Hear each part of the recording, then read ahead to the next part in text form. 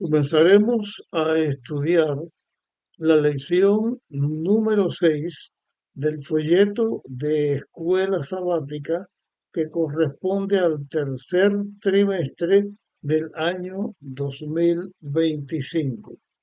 El título de la lección es A través del Mar Rojo y comienza con la experiencia que tuvo que ver con el pueblo de Israel desde el momento en que Dios los saca de Egipto y lo conduce a, a la Canaán o la Canaán, que es la tierra que Dios le había prometido por heredad a Abraham, a Isaac, a Jacob. Es la tierra que Dios dio bajo su promesa al pueblo o a la nación de los israelitas. Eh, esta experiencia del Éxodo es una experiencia o fue una experiencia muy grandiosa, muy gloriosa, que tuvo que ver con el pueblo de Dios y dentro de lo que es el marco en que está escrita la historia del pueblo de Israel dentro del marco del Antiguo Testamento, es el evento más glorioso del cual se habla en el Antiguo Testamento. Digo el evento más glorioso, más significativo, pudiera decir así también, eh, aunque en el Antiguo Testamento, desde la historia de la creación, desde la caída del pecado, desde el señalamiento del plan de la redención, toda la historia que se habla del diluvio, del tiempo del pueblo de Israel, eh, toda la narrativa del Antiguo Testamento mm, es glorioso, es majestuoso porque habla de Dios. Pero cuando decimos del Éxodo como el evento más significativo, eh, como que el Éxodo es la mayor experiencia del pueblo de Dios, es porque Dios elige un pueblo, forma un pueblo y dentro de la experiencia de la formación de ese pueblo fue la experiencia de la esclavitud y la forma prodigiosa y milagrosa en que Dios actúa, la forma poderosa en que Dios actúa para convertir a todas esas personas esclavas, una cantidad de personas sin libertad, sin identidad propia, solo los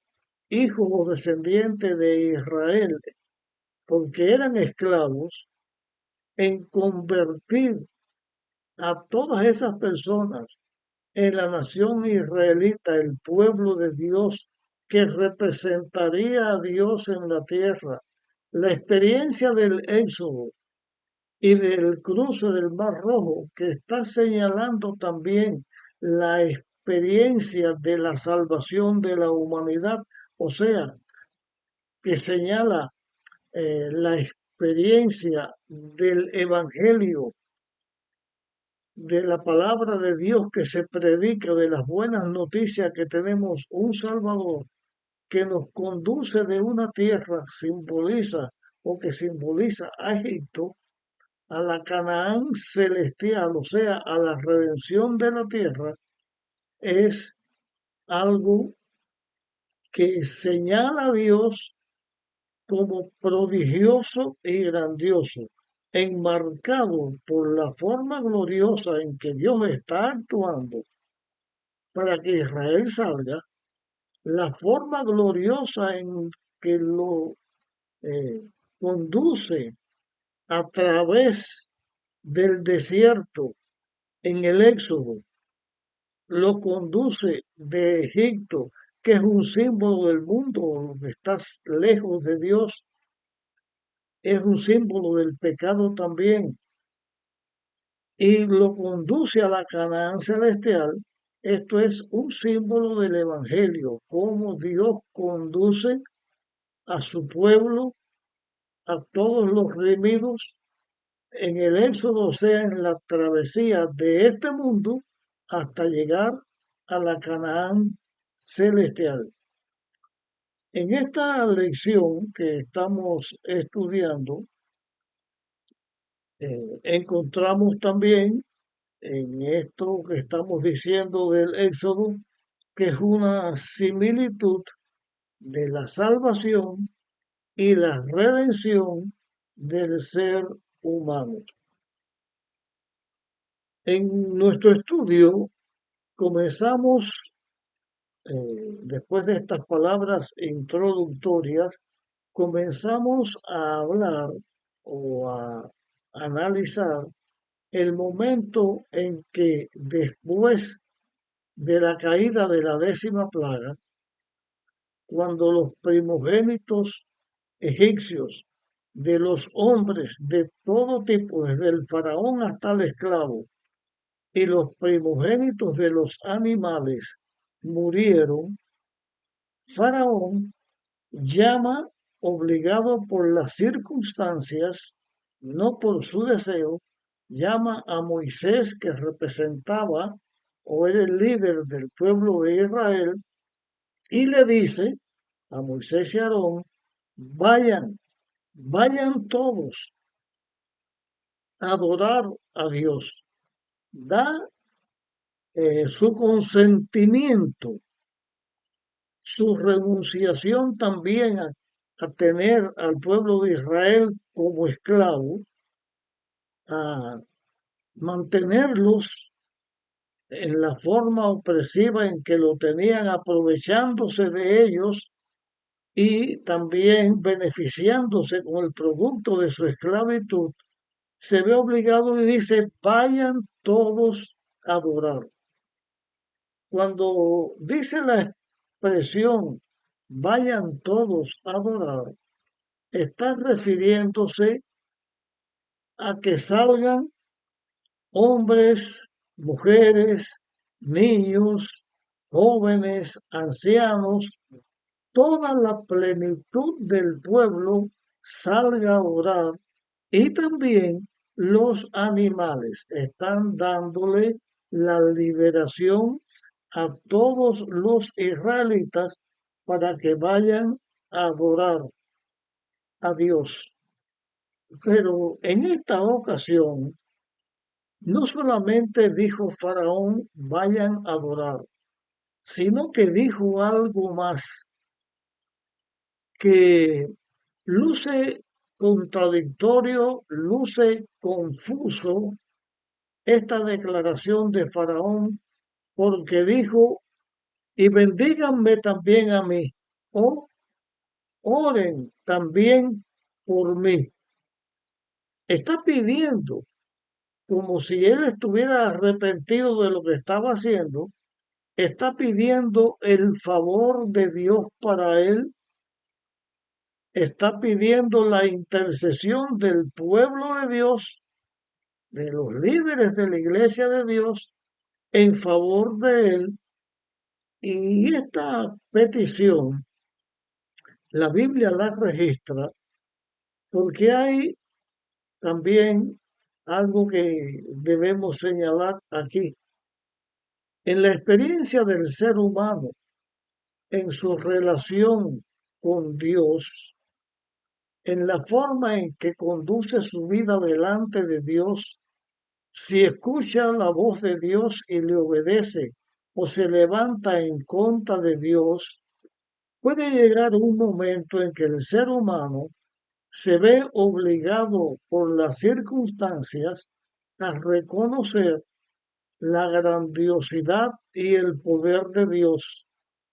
Se ve obligado a reconocer el triunfo de Dios, y puede, como en este caso de Faraón, decir, cuando no le queda otro remedio, que reconocer la victoria de Dios, oren también por mí. Esa oración y ese pedido de Aarón, de Faraón para con Moisés, para con el pueblo de Israel y para con Dios, Dios escucharía una petición así para beneficiar a Faraón. Dios escucharía la oración de su pueblo en favor de una persona que actúa y utiliza toda su influencia para estar en contra de Dios.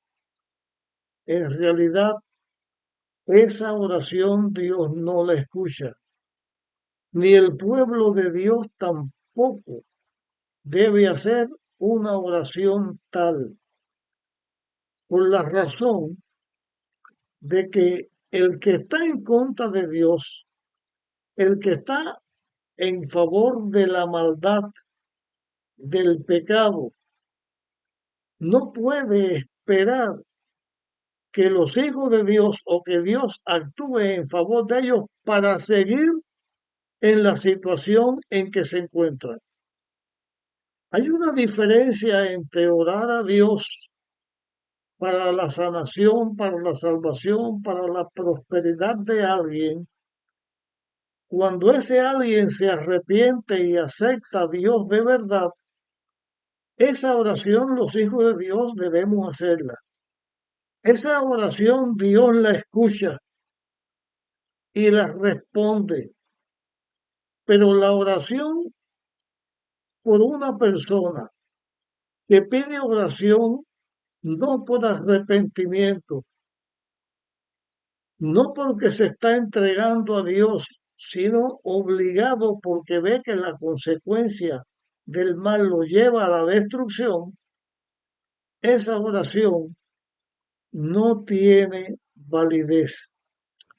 En la experiencia real de la vida del ser humano y de la iglesia de Dios en la tierra, nosotros encontramos muchas personas que están en la enfermedad al borde de la muerte.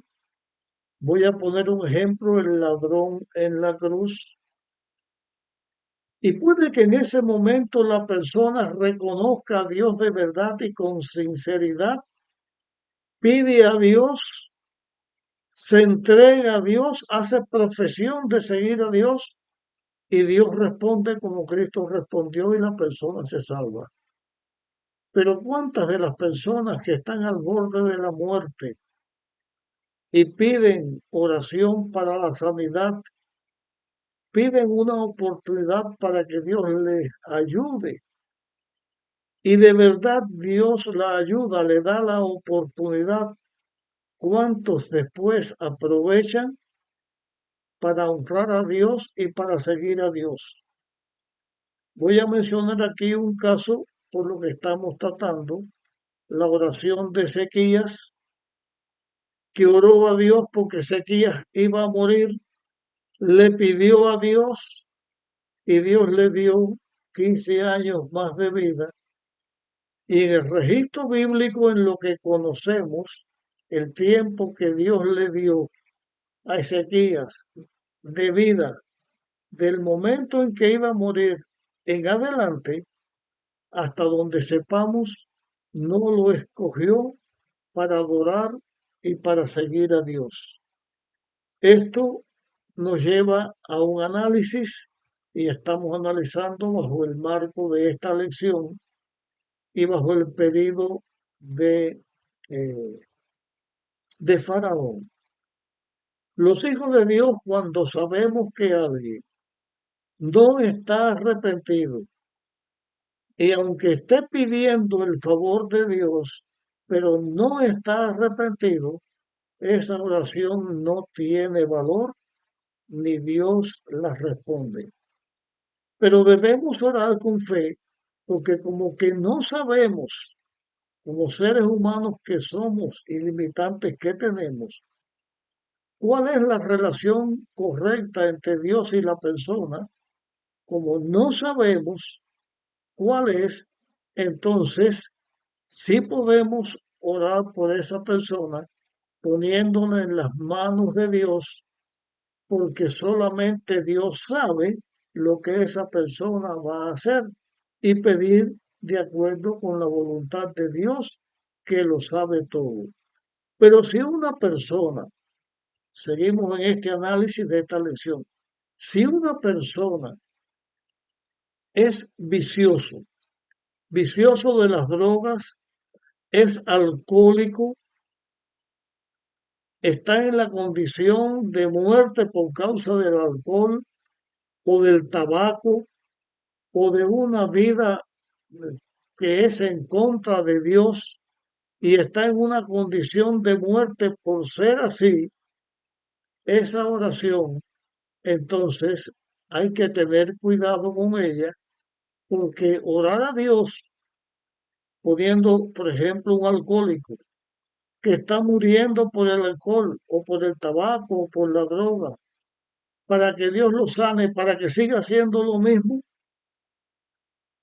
no nos corresponde a nosotros. Podemos pedirle a Dios, pero al fin, sabiendo que no siempre cuando se pide una cosa, se hace porque hay una entrega a Dios.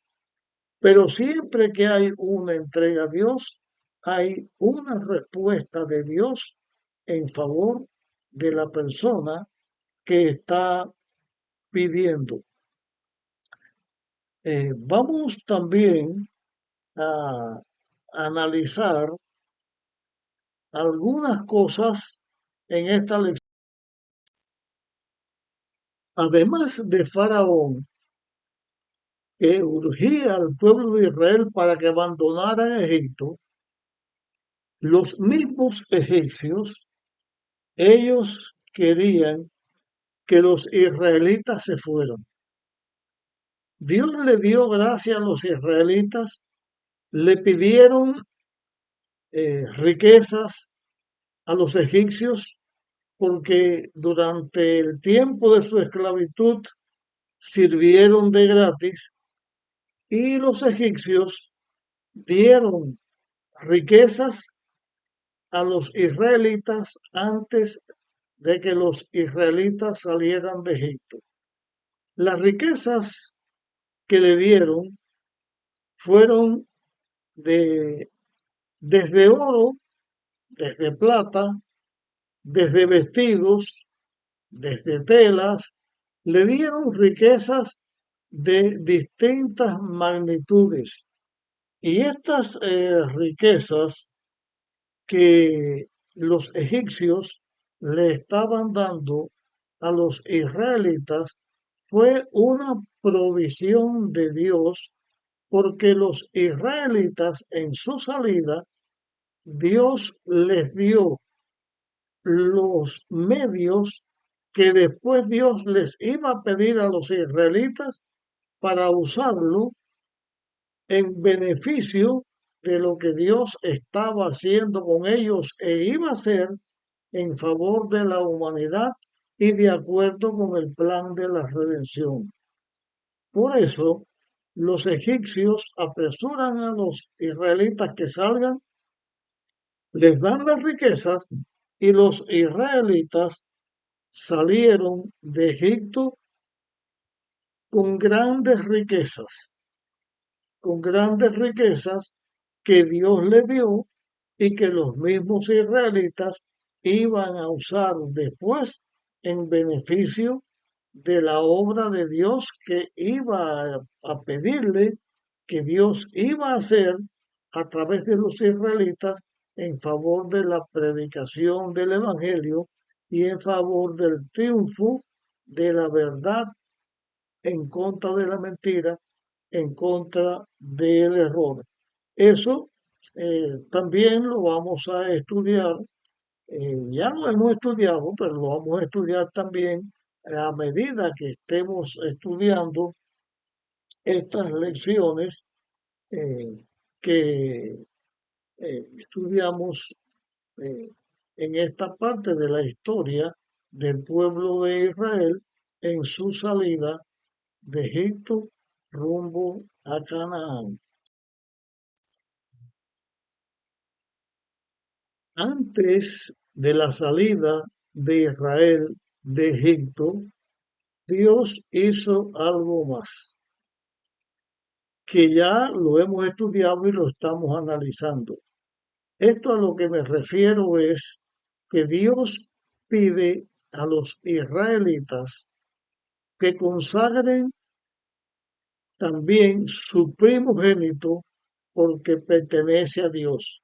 Los israelitas debían consagrar a Dios el primogénito de todos los seres humanos, de los hombres, el primogénito de los hombres y el primogénito de los animales, porque Dios le dio la vida a todo primogénito hombre y todo primogénito de los animales, porque debían haber muerto en la plaga de los egipcios. Pero como que Dios salvó a los israelitas, ellos debían consagrar animales y seres humanos a Dios, porque a Dios le corresponde. Y aquí vamos a analizar algo más en esta lección con respecto a lo que estamos diciendo para detenernos acá hasta donde vamos y en otro tema continuar la lección. Lo que queremos referirnos es lo siguiente. Los egipcios dieron a los israelitas las riquezas que le correspondían a los israelitas porque trabajaron como esclavos. Pero Dios sacó a su pueblo con riqueza. Y eso está señalando que en la Tierra, en el planeta Tierra, hay riquezas de distinta variedad, de distinta magnitud y en una cantidad inmensa. Todo lo que hay en la tierra pertenece a Dios. Dentro de lo que pertenece a Dios son también los seres humanos. Los seres humanos pertenecemos a Dios porque Dios es nuestro creador.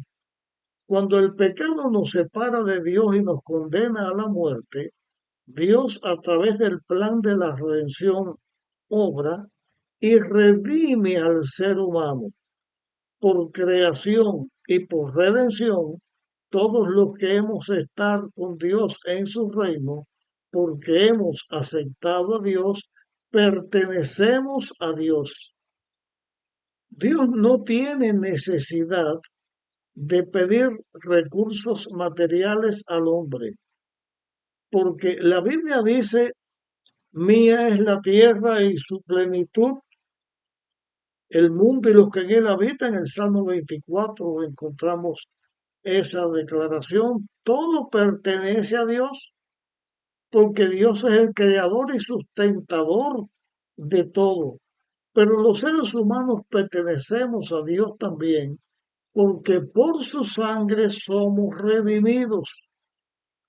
Y en vez de ir a la muerte donde pertenecemos por causa del pecado y la desaparición para siempre por causa de la muerte, como Cristo con su sangre nos redime, entonces nosotros también pertenecemos a Dios.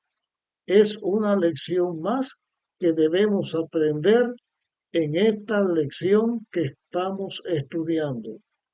Nadie puede interponerse entre Dios y su pueblo. Nadie puede pelear contra Dios y pensar que va a triunfar. El pecado va a ser destruido. La separación entre Dios y el hombre va a terminar porque el pecado va a ser destruido para siempre. Pecado y pecadores destruidos para siempre por la gracia y el poder de Dios. El pecado nos hizo perder todo. Dios lo había dado todo para el hombre. Dios había puesto al hombre como su mayordomo en la tierra, el pecado destruyó todo, pero en esta historia del Éxodo aprendemos que Dios no solo es el Redentor, sino que Dios es el Salvador, el Creador, y toda la tierra pertenece a Dios y todo ha de estar por la eternidad con Dios. Vamos a dejar la lección hasta aquí y en otra continuaremos el estudio en otro tema después de este. Ahí nos vemos.